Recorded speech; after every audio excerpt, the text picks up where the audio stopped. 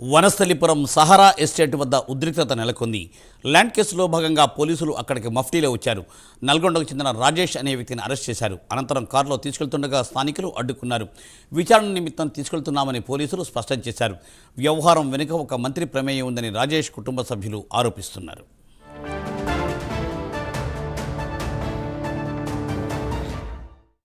Right, దీనిపై మరింత సమాచారాన్ని మా ప్రతినిధి కుమార్ అందిస్తారు. కుమార్,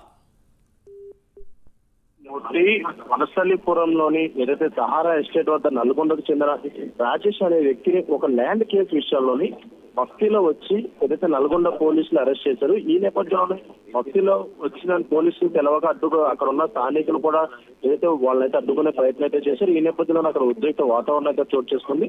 ముఖ్యంగా ఒక ల్యాండ్ కేసులోని విచారణ నిమిత్తం తీసుకెళ్తున్నామంటూ మఫ్టీ పోలీసులు చెప్పినా సరే అక్కడ నుండి నల్గొండ డిటిసికి అయితే పోలీసులు అతనైతే తరలించారు. ఓ ల్యాండ్ విషయంలో ఓ మంత్రి ప్రమేయం ఉన్నట్లు కూడా అక్కడ కుటుంబ సభ్యులు అయితే చెప్తున్నారు. ముఖ్యంగా నల్గొండకు సంబంధించిన పోలీసులు మఫ్టీలో వచ్చి ఇతను తీసుకెళ్తున్న సమయంలో ఈ ఉద్రిక్త వాతావరణం అయితే చోటు చేసుకుంది.